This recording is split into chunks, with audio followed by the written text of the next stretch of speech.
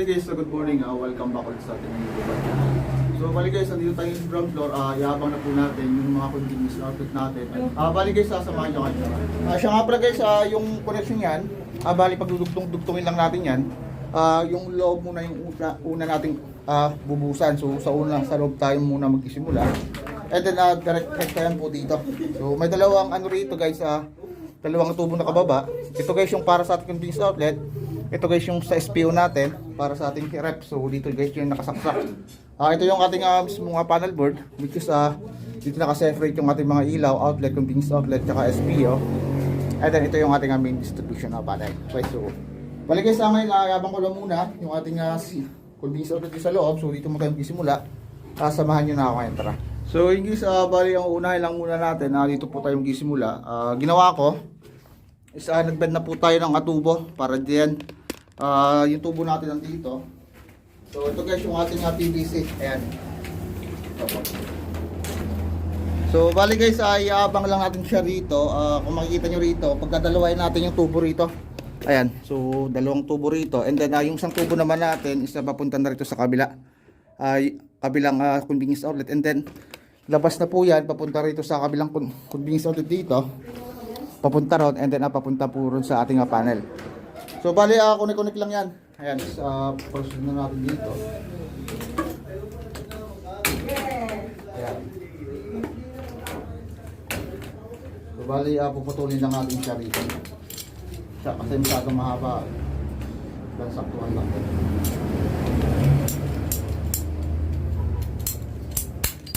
So pasok na po natin siya rito loob.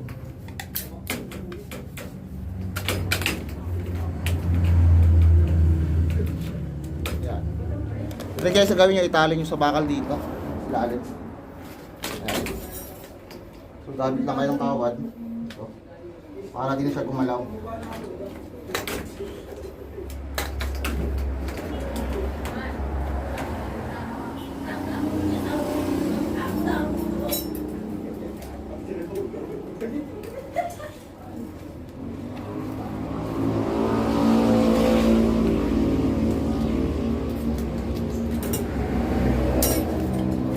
Tinali na po natin.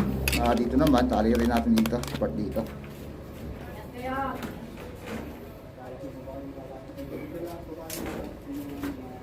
So, tali nyo lang guys. Gamit na kayo ng stick hook. Ayan.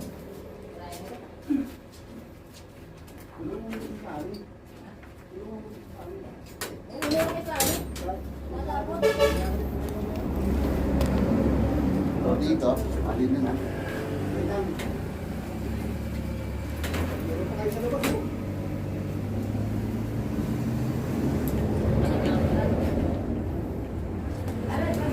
Bakit? Kahit wala na tutungan eh.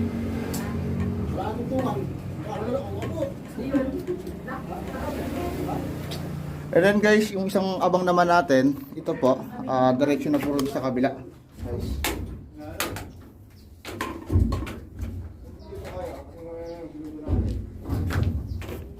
Then putulin natin po yung tubo rito.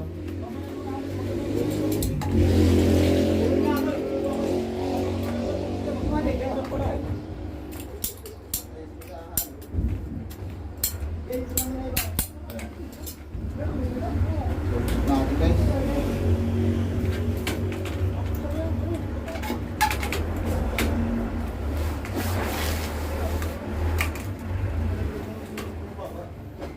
So itatali na po natin sa bakal para din siya papunta sa kabilang unit. Ayan. Kabilang convenience outlet pala. Ito.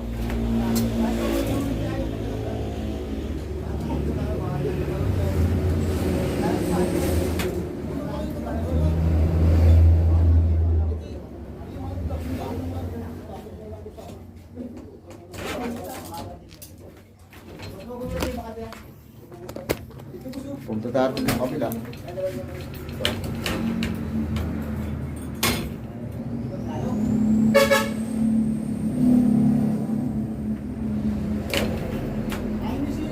Tali nyo lang guys yung ating para din siya masipa sa iba.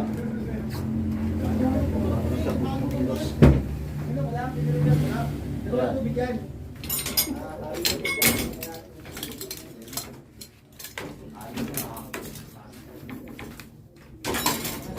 Ito dito guys, bali ano na tayo, gamit na tayo pa ng long elbow para mabilis na. Ayan. So, ang dami lang itong cover. Ayan, galing na.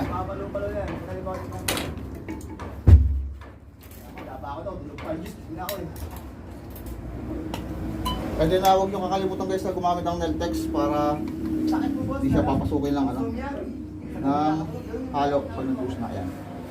So, sakto na po yun dyan. Pwede na dito.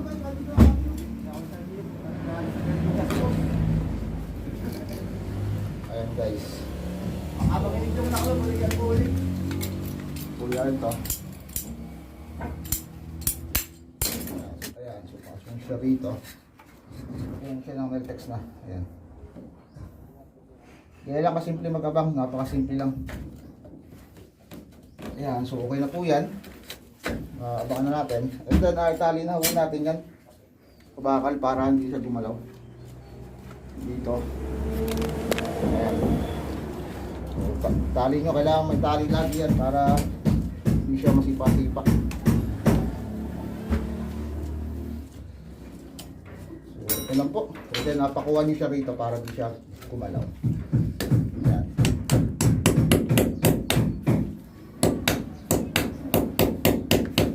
Ayan. Pwede guys, hindi na yung gagalaw. So ganyan lang po kasi yung abang. Bali yung linya natin, simula rin sa ating kundi sa isa, dumaan siya po rito. And then lumiko po siya papunta dito sa kabilang convenience outlet. So bali okay na yun guys, dudugtungan na natin sa kabila para meron tayong supply dito. Ayan. Ito lang muna natin gawa ng babakalang pa yan So ilalim natin, kasi mabulang papadaan yung linya natin. Kunin ko na muna siya. So lagyan po siya ng Neltex. Ito. Guys. Ayan. So pasok nyo na rito. Pagkapasak, tali nyo yung ating tubo.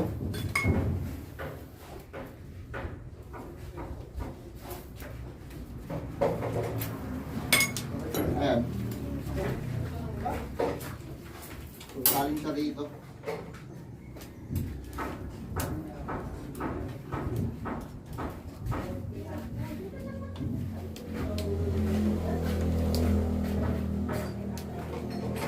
Ayan. Siya nga pala guys, kapag ganyan, bali ito na lang inabangan natin kasi ito po na yung ating abubusan sa part dito. So okay na yung abang natin guys. Yung linya natin is didiretso yan dito sa kabilang convenience outlet. Diyan po.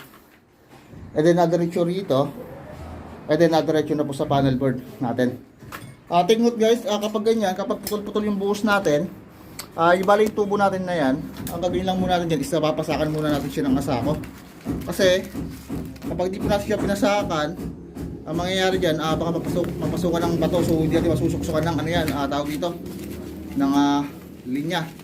So kuha lang kayo guys ng sako. Ayan, pwede na isuksok yun lang sa pinakadulo niya. Ayan, so tutungkol dito, kumuha akong sako, suksok nyo lang siya rito. Ayan.